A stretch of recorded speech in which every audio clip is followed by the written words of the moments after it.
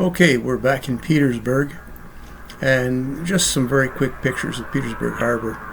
The North and South Harbor with nice sunshine for a change, some very nice fishing boats, very well maintained fishing boats.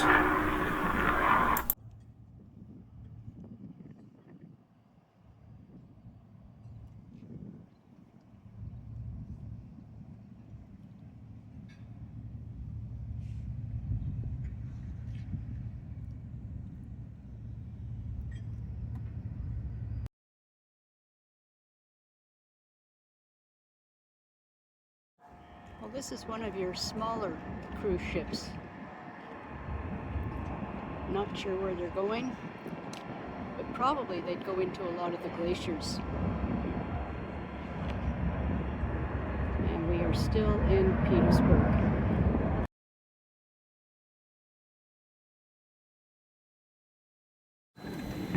This is a beautiful view of the mountains in the distance.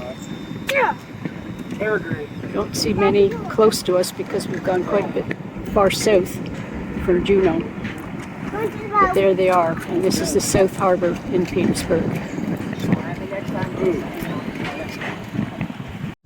We're just leaving Petersburg and get some fuel before we make our way down to Wrangell.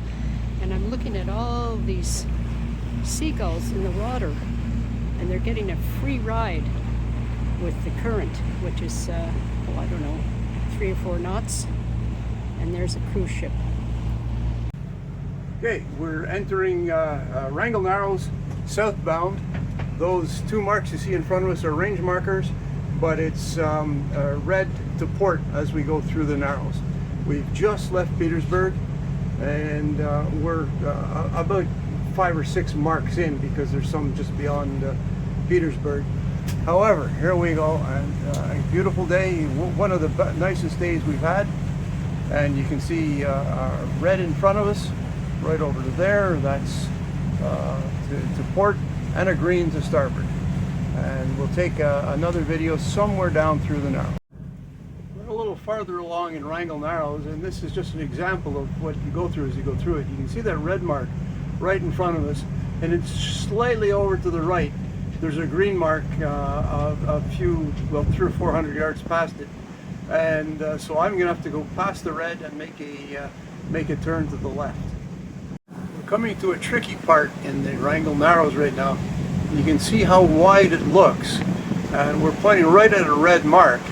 But if you go down to the chart plotter,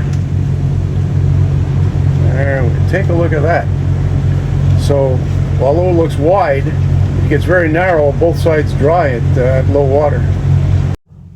We've reached mid-Narrows of Wrangell Narrows, and up ahead there's lots and lots of turns. You have to really be careful, and I think in one place you have a choice whether to go way right or straight through.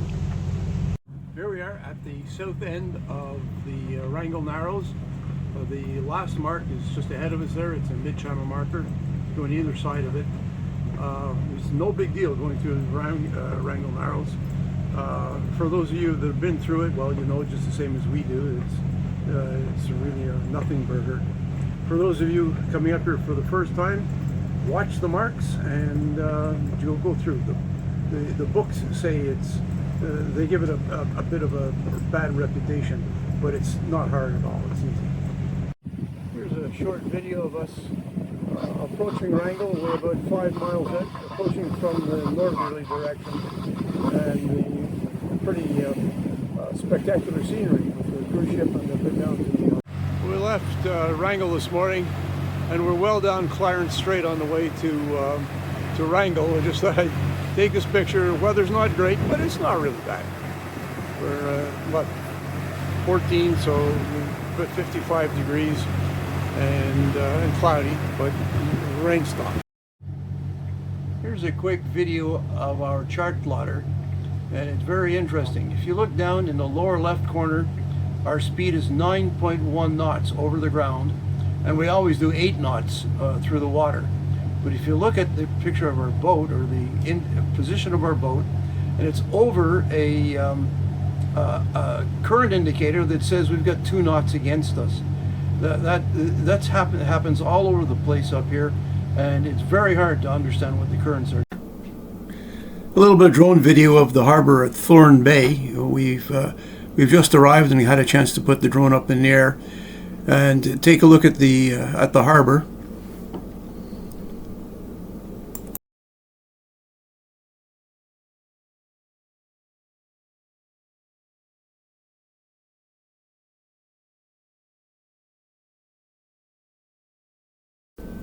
From here you can see over early there on the end of the dock, and behind her is a big 90-foot almost derelict boat. I guess it's covered up and being worked on.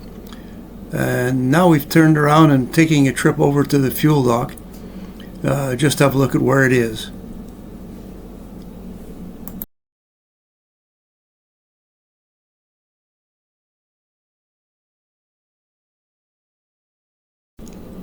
That big yellow thing you see there is a logging grapple. We're lots of history in Thorne Bay of logging. There's the fuel dock. You just pull in, pump your own gas, go up and tell them how much you've taken and pay for it. Pretty trusting.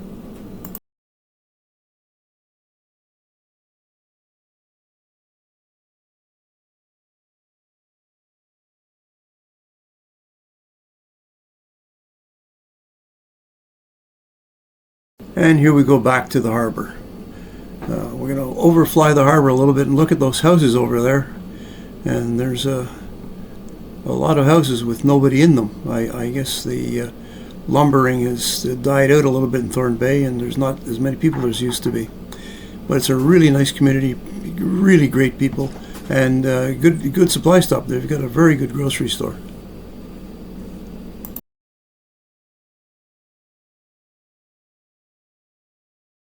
The 2 days that we were in Thorne Bay, local fishing or crabbing boats came in and they sold live crab for $10. Actually, one boat sold it for $12.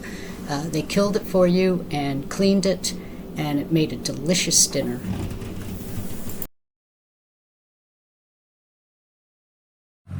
We are leaving Thorne Bay. It was a nice stop. People are nice. The docks are fine. Yeah, it was just crummy weather still, but all in all, we've enjoyed it, and we're so happy to be here. And a very nice community. One thing I didn't realize on the way in, we didn't know it was there. There's another little marina right here.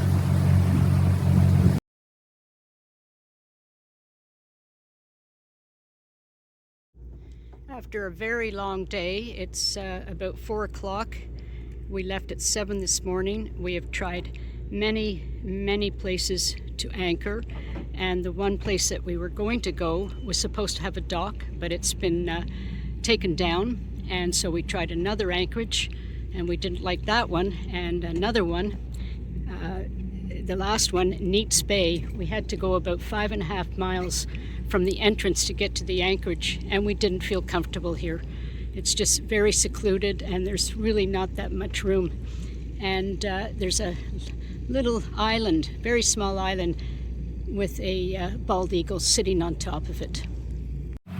This is us leaving Neat Bay, and we're at, I think it's called Firefly Anchorage, and it was useless. There's really no place to anchor there. The rain has stopped, and it looks kind of nice with the low clouds. A lot of fishing boats, apparently a lot of salmon in this bay. Before Neat Bay, we were in Naha, and Naha doesn't have a dock anymore, and there's a huge boat in there, a barge. I guess they're rebuilding the dock. And then we went into Marguerite Bay, and Marguerite Bay has a very small dock, and it was full of big boats. We had to leave there. We came here, so we're on our way to Yes Bay. We anchored there last time up here, and it was a nice protected anchorage with good holding, and we're going to stay there for the night, maybe even 2 nights. But now that the rain stopped, things are more positive. It's looking quite nice. This is the nicest weather we've had for a while. It's still cloudy and it's still damp, but at least there's no it's not raining, and the wind is quite calm. Well, this is our anchorage in Yes Bay. It's a little nook around the corner from the fishing lodge, That building you see in front of us is on a floating platform, and my dog. It's been abandoned. We were here 2 years ago. It was exactly the same 2 years ago. So it doesn't seem anybody's been on it. It's tied to the shore, but it doesn't get to the shore. Go past the dog. Hi, Kona. Say hello. There we go. And there's over early anchored in the in Nook. We're off today for Fitzgibbon anchorage, and then we're going to go to Punch Bowl for a couple of days. And this is just a picture of Yes Bay. That's Yes Bay. Around the corner on the right hand side of the screen, you do a 180-degree turn there, and the fishing lodge is on the port side of the boat. We'll be going by there in a few minutes.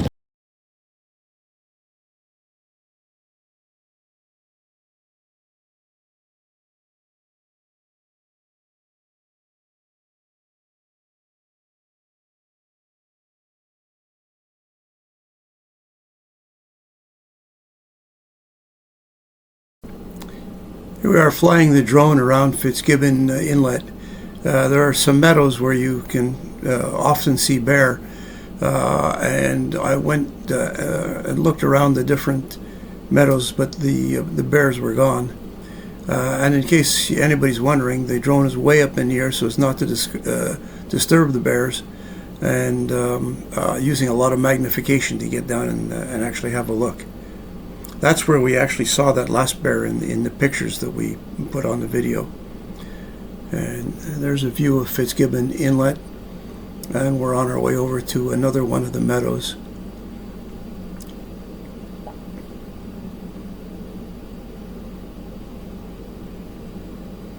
Pretty beautiful, this place, and it's a very good anchorage. There was quite a bit of wind, but the holding was very good. And there's one of the other meadows, should say, where you might see a bear. I believe we actually saw one in that meadow as well on the way in, but he disappeared before we ever got anchored.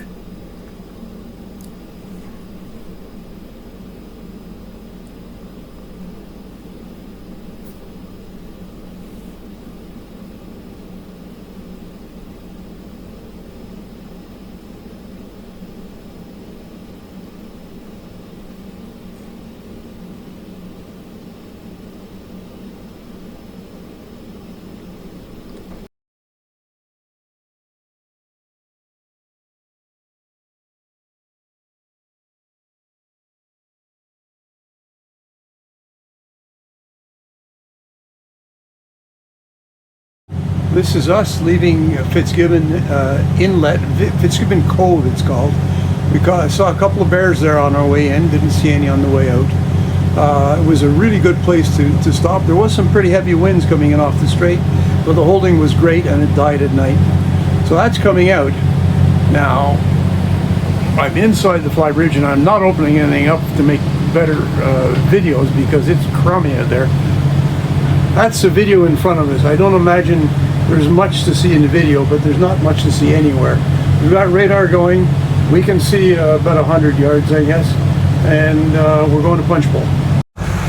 We're just getting close to the entrance to Punch Bowl Bay. Evidently there's one mooring buoy, and I doubt very much that anybody will be using it. In fact, I'm wondering if people know something that we don't know, because we have not seen any boats at all. We saw 2 deer crossing a fairly wide piece of strait, the Bay and Canal, and yesterday we saw 2 black bears on the shore. Nothing else.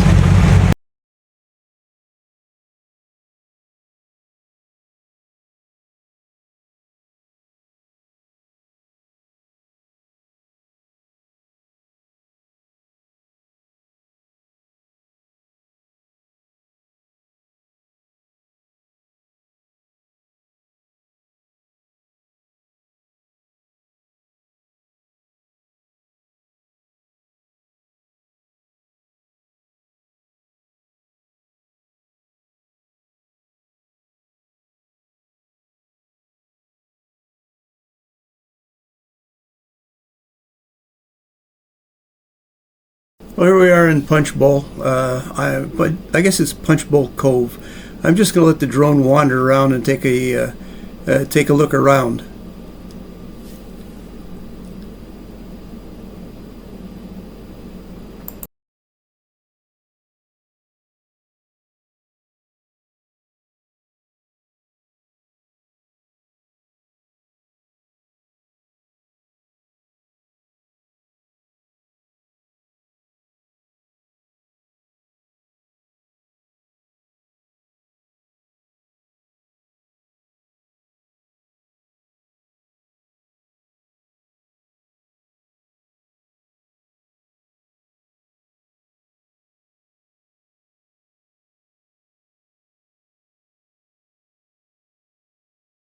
Cove is beautiful. It's spectacular.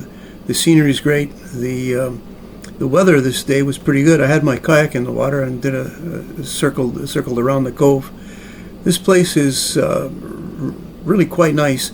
It's reminiscent of Princess Louisa Inlet, although a whole lot smaller.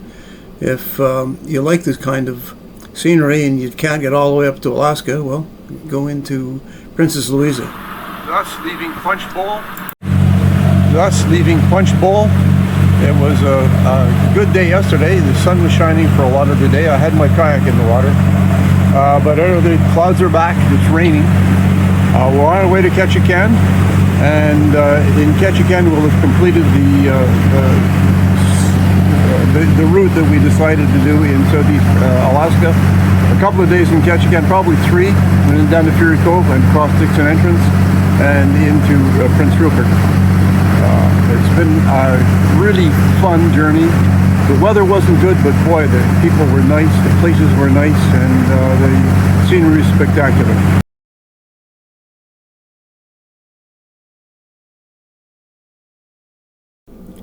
We stayed in Ketchikan until July 4th to celebrate Independence Day with our American friends, and on the 5th left and crossed Dixon Entrance into Prince Rupert.